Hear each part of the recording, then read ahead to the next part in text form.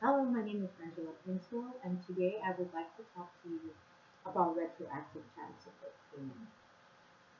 The retroactive child support payment, we are referring to child support payments for a period before you brought your application for child support. Or if this is a situation where you're trying to vary child support, then we're referring to the period before you brought your application to vary child support. So this is different from arrears, which refers to an existing, payment on an existing order. But the retroactive payment again refers to child support from the period preceding the application. So, for example, here's something that happens pretty often. Parties separate, and one person has the child or the children, primarily residing with him or her, and they're not getting support payments from the other parent for the care of the children. And it might be a situation where you keep asking the other party, you need to pay support, you have to pay support, but time just keeps going by, you're not getting the support payments, and finally you decide, I am going to take action, I am going to go to court to get this other parent to pay child support.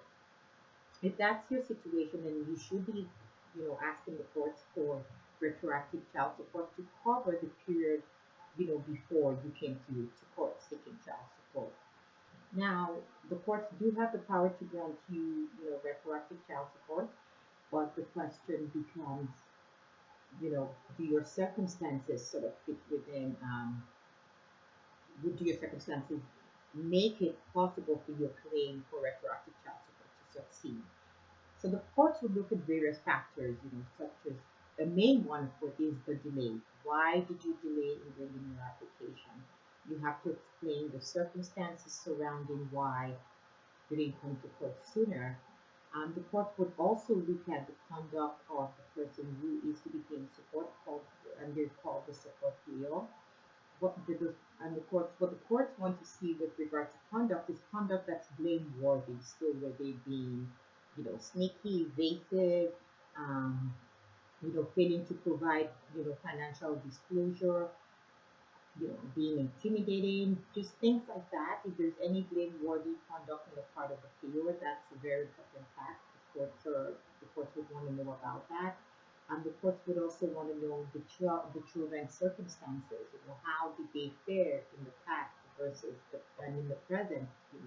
Are the children doing okay? How much suffering do they have to go through as a result of not having this support? And lastly, the court would look at the hardship that the support payer would suffer if he or she had to pay child support retroactively.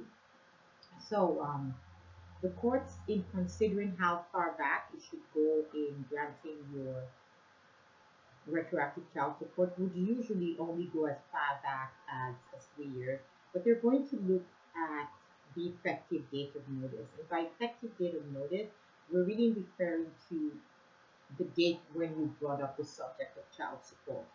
So, you know, whenever it was that you made it an issue, you made it known to the other party that you will be seeking child support or that you require child support payments. That's the date of effective notice.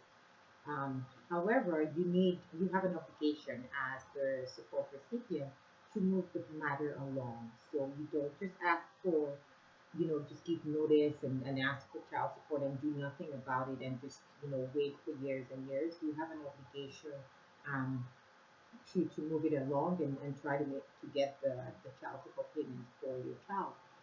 That again, I guess would tie into the delay as well. What's the reason for the delay? So going back to the effective date of notice, if it's beyond the 3 years, the courts would generally award child support retroactive to 3 years prior to the bringing of the application. Now, if there is blameworthy conduct on the part of the support payor, then the courts would go beyond the 3 years and can extend the amount of time for which it would award child support retroactively. So again, the four factors we mentioned that you have to, present to the courts, the factors that the courts would need to have facts on to be able to award you child support retroactively are the reasons for the delay in bringing your claim for child support, the conduct of the support payer, the child's past and present circumstances, and of course would look at the nature of what kind of hardship the support payer would have to suffer by paying this retroactive support.